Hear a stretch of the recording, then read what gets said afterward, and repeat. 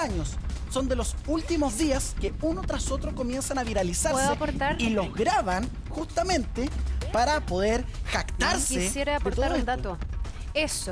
La Agencia para la Calidad de la Educación hizo una encuesta de formación ciudadana que va en paralelo al CIMSE, que se conoció hace una semana, nos quedamos todos con el CIMSE, pero ayer se reflotaron los datos y 1 de cada 3 estudiantes considera que la violencia es un método efectivo para poder conseguir sus objetivos. Eso sí que es alarmante. Obviamente llama mucho la atención, o sea, Carla, que se rechazaran todas sus formas. Venía otro dato adicional que señala que han aumentado la cantidad de denuncias por presencia de armas entre los escolares en relación al 2017, que hubo 93 episodios, versus 2018, bueno, acá está, mira, que se levanta a 146. La portada de La Tercera hoy día es eso, que dice que las denuncias por armas en colegios crecen un 57%. Claro, porque lo de Puerto Montt a nosotros nos llamó mucho la atención porque se escapa de norma un joven que entre a disparar a una sala de clases, pero dentro de ese estudio que realiza la superintendencia viene mucha presencia de armas blancas, de armas de fogueo y otro tipo de elementos que son y que hay que denunciar, tremendamente peligrosos. ¿Será algo que no estamos viendo? Lo cierto es que ya se internalizó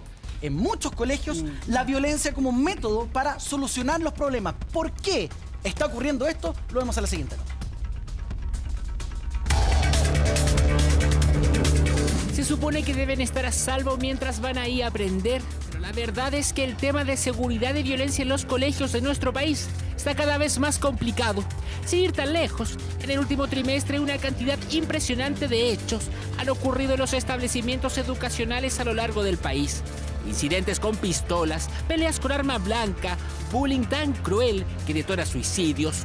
¿Cómo puede ser posible que nuestros jóvenes estén expuestos a esto a diario? El Liceo Sagrado Corazón de Copiapó se convirtió en el escenario de una historia terrible. Allí estudiaba una adolescente trans de 16 años. Tras años de burlas en su contra, decidió quitarse la vida lanzándose de un piso 11, el mismo donde vivía junto a su familia, que se enteró por el llamado de los conserjes. Ahora es su mamá la que está exigiendo justicia. Dice que en el colegio le hicieron la vida imposible, pero no eran únicamente sus compañeros que decían atrocidades de ella. También relató en el diario de Atacama que una profesora lo humillaba y una inspectora lo trataba mal. En su momento, nadie supo, por lo que no hubo intervención alguna. Estas imágenes corresponden a lo que ocurrió en el Patagonia College, hasta donde esta adolescente que ve en las imágenes llegó con una chaqueta militar, una máscara de la serie española La Casa de Papel y un revólver Taurus calibre 32 milímetros y le disparó en el cuello a su compañero. La angustia es evidente entre todos los apoderados del colegio. Comprenderá que un alumno llegó armado. Fíjese bien porque este es el recorrido que realizó minutos antes del ataque. Se le ve caminando metros afuera del colegio en dirección a la entrada principal. La caminata continúa hasta aquí, el estacionamiento del Patagonia College. Quizás lo más impactante es que durante esta caminata ya todos sus compañeros sabían a lo que iba, porque justamente el día anterior les advirtió diciéndoles que iba a matarlos. Escalofriante. Mire cómo va de calmado, manos en los bolsillos y con un objetivo claro en su andar. Esa última toma lo capta antes del incidente, llegando al destino donde la grabación para y se retoma exactamente 3 minutos y 44 segundos después, todo lo que dura lo ocurrido dentro de la sala. Si nos trasladamos del sur a la región metropolitana, nos encontramos con los denominados liceos emblemáticos. Basta una manifestación para que lancen bombas incendiarias, se visten con overoles y máscaras para esconder su identidad. Todo parte del contexto que vive la educación pública en nuestro país. Las innumerables protestas en estos liceos con cientos de encapuchados que empañan las legítimas demandas de los estudiantes. Mire, por ejemplo, estos videos donde queda en evidencia cómo atentan contra todo lo que sea posible. Mobiliario del colegio, carabineros de fuerzas especiales y hasta la vía pública. Realmente impresionante. Es como si estuviéramos viendo imágenes de una batalla campal. Vamos ahora a la comuna del Bosque, porque allá 2 puñaladas en el tórax le quitaron la vida a un estudiante de, escúcheme bien, 17 años. Y el homicida detrás de esto, otro menor de edad, ex compañero de la víctima, que lo atacó saliendo del colegio. De hecho, es precisamente en estas imágenes donde se aprecia cómo persiguieron al joven antes de atacarlo. Incluso él sale arrancando. Todo ocurrió en el colegio de Dagoberto Godoy, donde el adolescente de 17 años atravesó la reja e inmediatamente fue abordado y perseguido por otro joven que lo atacó con un arma blanca realmente impresionante. Todo empezó cuando un grupo de estudiantes del establecimiento pidió permiso para ir a comprar cartulina y algunos útiles a un local cercano. Ese fue el momento exacto cuando la víctima peleó con su rival, con quien aparentemente tenía rencillas anteriores, sacó un cuchillo y lo atacó sin piedad, en verdad, para no creerlo. Vámonos ahora a Valdivia. Presta atención a estas imágenes que son realmente impresionantes. Una verdadera guerra desatada en plena calle, pero no son soldados ni está presente la policía. Los protagonistas de este video son únicamente estudiantes afuera del liceo Armando Robles Rivera de la calle Arauco. Combos, patadas, empujones y toda la caballería encima. Pero ojo, que lo más preocupante de este registro es este momento. Fíjese cómo a uno de los involucrados se le cae un arma en medio de la pelea. Sí, revólver que perfectamente podría haber causado un trágico desenlace entre quienes peleaban, miraban o incluso iban pasando en ese momento por ahí. Terrible. Todos son hechos que sin lugar a dudas nos deben invitar a la reflexión. Permítame contarle que según una encuesta de la Agencia de Calidad de la Educación, 1 de cada 3 estudiantes justifica la violencia y valida el uso de la fuerza para la resolución de conflictos.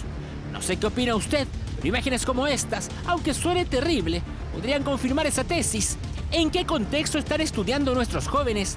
¿Cómo se explica que validen la violencia? ¿Todavía podemos revertirlo o es demasiado tarde? Lo conversamos hoy en el Muy Buenos Días a Todos. ¿Cómo se explica que 1 de cada 3 de nuestros niños justifique la violencia como una manera para resolver problemas y para conseguir sus objetivos? Estamos entre una situación difícil, que obviamente nosotros la queremos conversar aquí en el estudio, queremos saber qué es lo que está pasando, entender un poco en qué minuto los estudiantes, de tenerle mucho respeto a los profesores, hoy día son los profesores los que le tienen miedo a los estudiantes. No, y además entre ellos mismos, ellos se instalan, cuando uno pone en internet y uno empieza a mirar ahí, se ponen de acuerdo, dicen nos vamos a juntar a las 3 y el que quiera ir que vaya a ver cuando resuelven el problema. Lo graban y lo suben como si los papás o la comunidad no tuviera acceso lleno a esas cosas. Además hay algo que es poco visible, que por ejemplo el microtráfico al interior de los colegios. ¿Qué pasa cuando un compañero tuyo sale a recreo y le vende droga a otro compañero? Que es algo que ocurre y mucho, y por eso lo digo que es poco visible. Y si tú, compañero, quieres denunciar al que lo está haciendo, no, pues te te metías en un problemón gigante y voy a ser la víctima de una golpiza gigantesca de parte de todos los alumnos que están involucrados. Sí, claro. Y eso Marcela, no se ve. ¿qué te pasa cuando tú miras estás ahí atenta mirando a eso que está pasando adentro de ese colegio? No, yo lo encuentro preocupante lo que pasa y como decía la Mari, bueno, y como dice este estudio, que lo justifiquen. Porque esté bien, dicen. ¿Ah? Ellos dicen que está bien. Claro, que el medio, digamos, sea una forma para conseguir el que es una objetivo. forma normal de comunicarse, de sociabilizar con el par. Eso yo lo encuentro súper preocupante y hemos visto el aumento en las armas en los colegios. El otro día en Puerto Montt, el cabro que entró con un arma le dispara a un niño. Bueno, y todo lo que viene después, que cómo esto se puede prevenir y qué es lo que hay que hacer ahora para que eso Pero es como, termine. Iván, es como si se nos fuera de las manos, porque hoy día están instalados, que si lo incluso que se justifican graben, ellos- se graban agrediendo al otro y ellos encuentran que está bien.